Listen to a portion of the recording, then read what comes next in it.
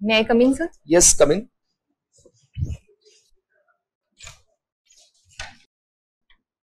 नमस्ते. नमस्ते. Thank you sir. अपना परिचय दीजिए, बिना नाम बताएं. सर, मैं चूरू जिले के सरदारशहर तहसील की रहने वाली हूँ. मैंने अपनी स्कूली शिक्षा गवर्नमेंट सीनियर सेकेंडरी स्कूल दुलराशहर सरदारशहर से की है. इसके बाद मैंने अपना graduation Shrimati Kamala Devi Gauridatt Mittal girls college Sardarshahar से किया है और पोस्ट ग्रेजुएशन मैंने पॉलिटिकल साइंस से महाराजा गंगा सिंह विश्वविद्यालय बीकानेर से किया है. और वर्तमान में सर मैं ब्लॉक सुपरवाइजर के पद पर महिला अधिकारिता विभाग में अपनी सेवाएं दे रही हूँ और मेरी हॉबी है बैडमिंटन खेलना. आप मेहंदी और बैडमिंटन दोनों आपकी हॉबी लिखती हैं, तो आप बैडमिंटन खेलती हैं या ऐसे ही आपने हॉबी लिखी है? नहीं, सब खेलती हूँ. डेली रूटीन है आपका? हाँ सर, लगभग डेली. ओके. आपका पॉलिटिकल साइंस में आपने पीजी किया है? जी सर. महाराष्ट्र पॉलिटिकल जो क्राइसिस है उसके बारे में आप क्या जानती हैं?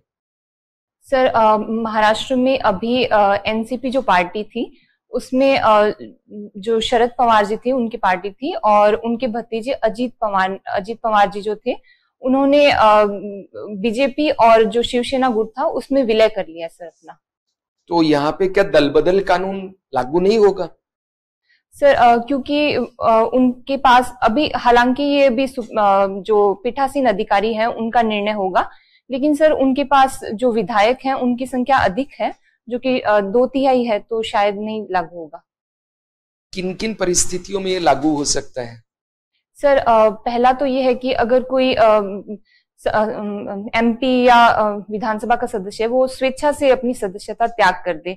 दूसरा सर, वो जो व्हिप जारी किया जाता है उसका उल्लंघन करे. और तीसरा सर, अगर कोई मनोनीत सदस्य है और वो अपनी जो सदस्यता प्राप्त करने के 6 माह के बाद अगर किसी दल की सदस्यता ग्रहण करता है तो इन परिस्थितियों में सर ये लागू होता है. 6 महीने के भीतर तो वो जा सकता है किसी सर. पार्टी में, बाद में जाता है तो लगेगा. जी सर. ठीक है. आप मुझे ये बताइए कि ऐसा क्या होता जा रहा है हमारे देश के अंदर कि पहले चुनाव होते हैं, कोई पार्टी सत्ता में आती है और फिर जो विपक्ष के दल होते हैं वो टूट करके उसमें चले जाते हैं. तो क्या ये हमारे लोकतंत्र के लिए अच्छा है क्या? नहीं सर, ये लोकतंत्र के लिए अच्छा नहीं है और इसी के लिए हमने संविधान में जो 52वां संविधान संशोधन 1985 किया है और दल बदल पर रोक लगाने की कोशिश की है. लोकतंत्र में विपक्ष की बहुत बड़ी भूमिका होती है. जी सर. विपक्ष विहीन लोकतंत्र डिक्टेटर हो जाता है. जी.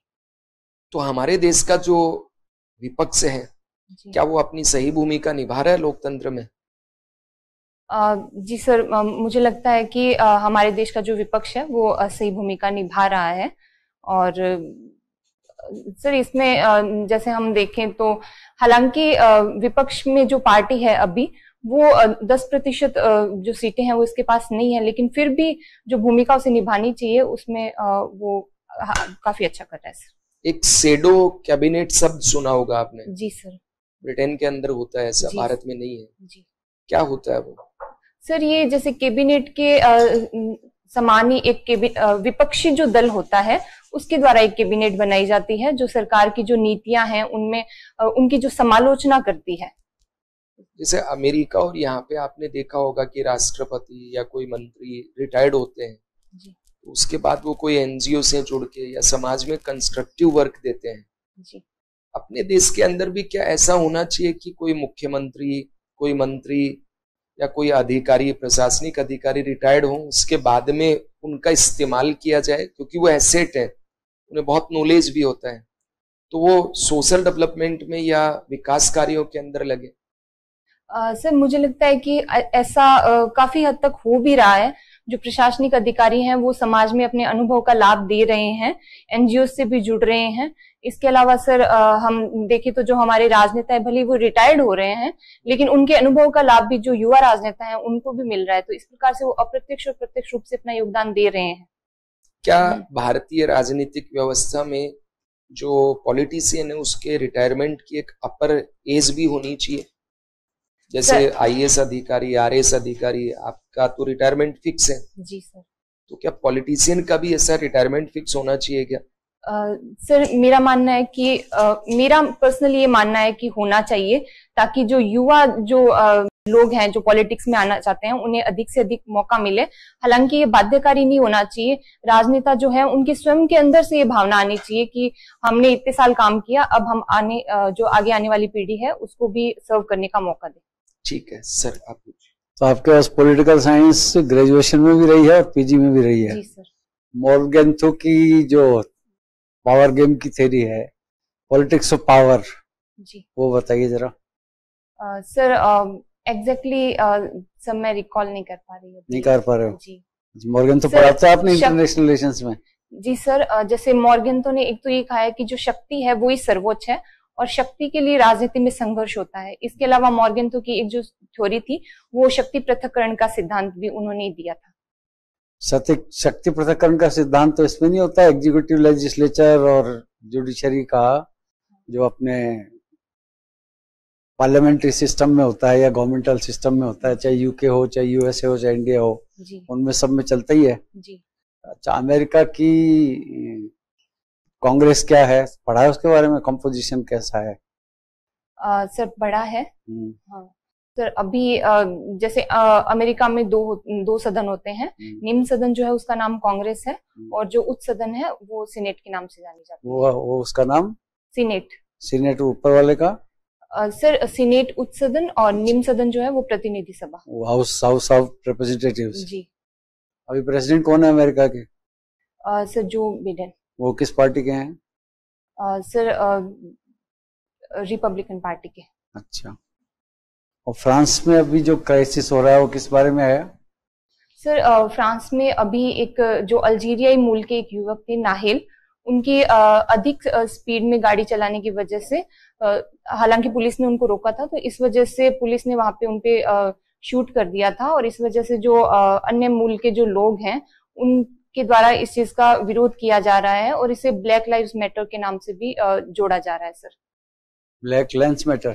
ब्लैक लाइव्स मैटर की ब्लैक लाइव्स मैटर का मतलब जो अमेरिका में जो माइनॉरिटी के जो लोग हैं उनके साथ हो रहा है। जी सर। अभी क्लाइमेट चेंज और ग्लोबल वार्मिंग के बारे में पढ़ा आपने? जी सर। क्या नहीं पढ़ा? नहीं सर पढ़ा है। पढ़ा है क्या? ग्लोबल वार्मिंग के बारे में बताओ। सर अभी जैसे पर्यावरण प्रदूषण की वजह से जो वातावरण में जो बहुत सारी जो गैसें हैं जो पर्यावरण के लिए हानिकारक हैं, उनकी वजह से जो पृथ्वी का जो टेम्परेचर है, औसत तापमान, वो बढ़ रहा है। तो ये इसको हम ग्लोबल वार्मिंग के नाम से जानते हैं। अभी वर्ल्ड का टेम्परेचर कितना बढ़ने की बात हो रही है? जैसे अभी 2050 तक कितना हो जाएगा? सर ये 2000 हम जो लक्ष्य लेके चल रहे हैं पूर्व औद्योगिक स्तर से 1.5 डिग्री तक सीमित रखने का, लेकिन सर ये कहा जा रहा है कि ये 2 डिग्री तक पहुंच जाएगा।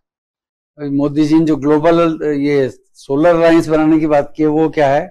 सर ये जो करक रेखा पर जो स्थित देश हैं उनका एक समूह है ग्लोबल सोलर अलायंस, और ये सर जो पेरिस संधि थी उसके दौरान फ्रांस और इंडिया जो है उनका एक इनिशिएटिव था सर। और इसमें जो सर जो हरित ऊर्जा है उसको बढ़ावा दिया जाएगा सर, और पर्यावरण संरक्षण के लिए भी काम किया जाएगा। राजस्थान में पंचायती राज सिस्टम के बारे में बताइए।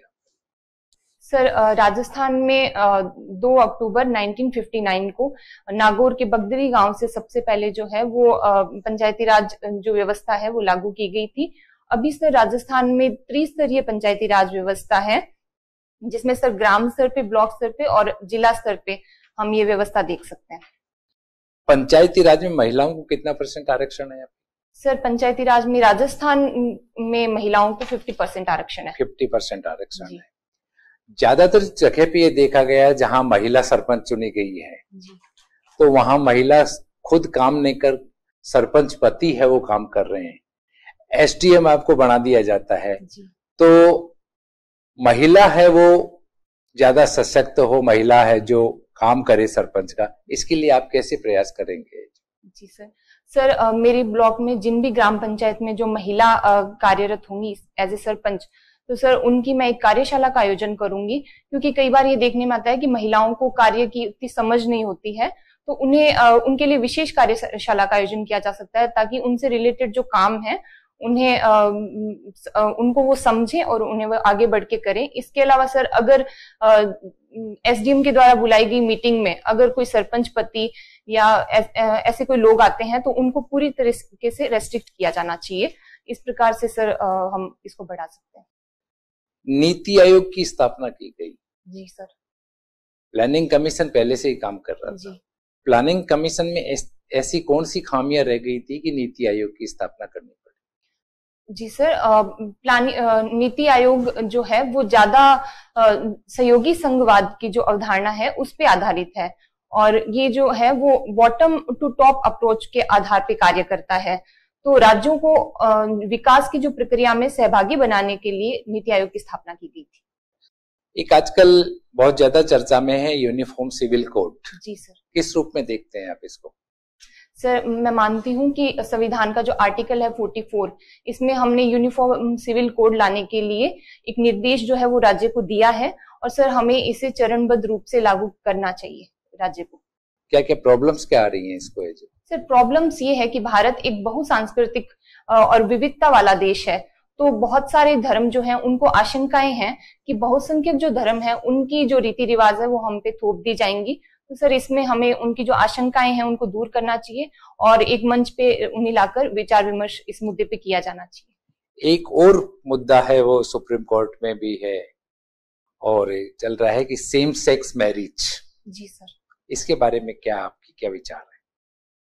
सर, जो नवतेज सिंह जोहर वाद था 2018 के लगभग, तो उसमें सर जो 377 जो समलैंगिकता जो थी उसको अपराध की श्रेणी से बाहर कर दिया गया है।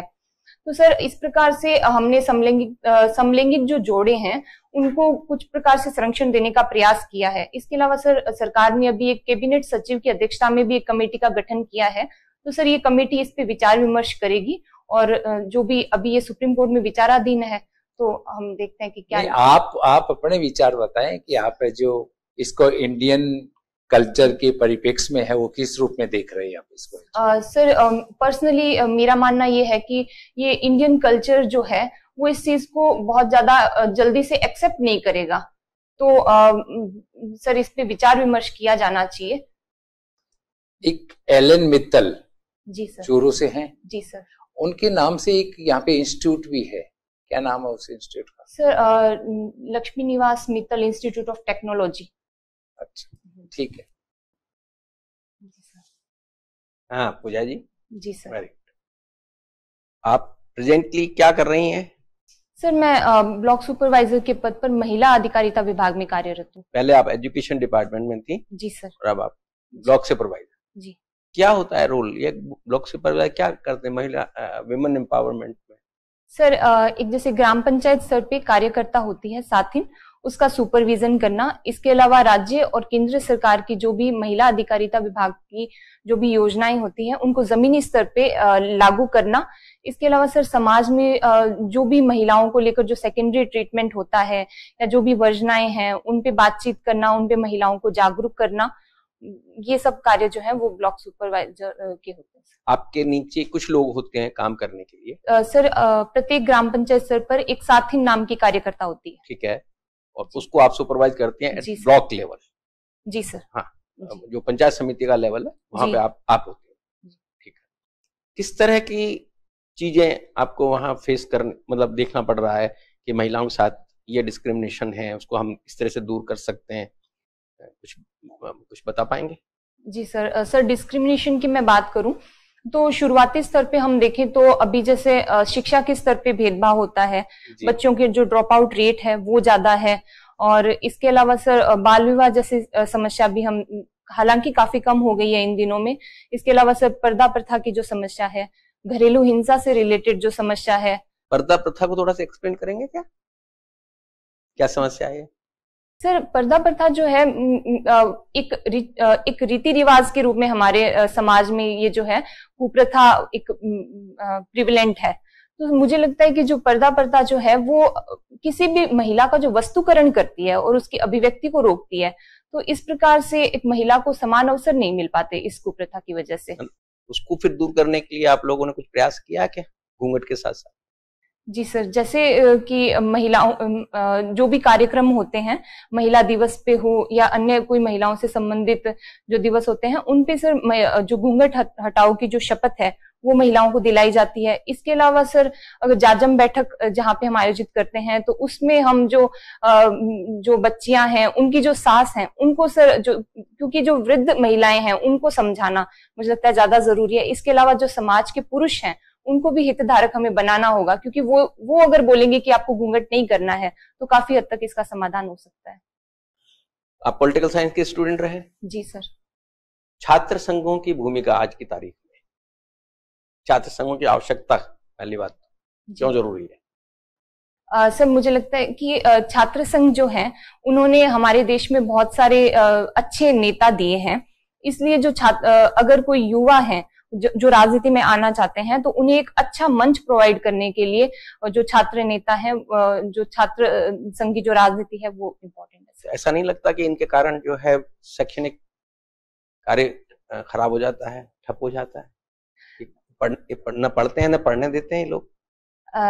सर ऐसा नहीं है, हमें जैसे पढ़ाई के अलावा भी हमें जो खेलकूद की गतिविधियां हैं, जो एक्स्ट्रा करिकुलर एक्टिविटीज हैं, उन्हें हमें पॉलिटी है या पॉलिटिक्स है उसको भी शामिल करना चाहिए सर। तो इससे भी एक प्रकार से व्यक्ति का जो व्यक्तित्व है उसका विकास होता है और राजनीतिक रूप से बच्चों में जल्दी अवेयरनेस आती है सर। ईआरसीपी के बारे में कुछ बताओ सर। ये ईस्टर्न राजस्थान कैनाल प्रोजेक्ट है, इसके माध्यम से राजस्थान के 13 जिले लाभान्वित होंगे और लगभग 2 लाख हेक्टेयर क्षेत्र में सिंचाई की सुविधा उपलब्ध होगी। सर ये ईआरसीपी है। अभी बैडमिंटन में क्या अचीवमेंट मिला है भारत को बहुत अंतरराष्ट्रीय स्तर पे? सर अभी जैसे 2 दिन पहले ही जो लक्ष्य सेन है उन्होंने Canada open badminton championship sir दूसरी बार किसी भारतीय ने जीती है। इससे पहले 6 साल पहले साई प्रणीत ने जीती। अच्छा ठीक है, आपका साक्षात्कार खत्म हो गया, अब आप जा सकते हैं। जी सर, थैंक यू।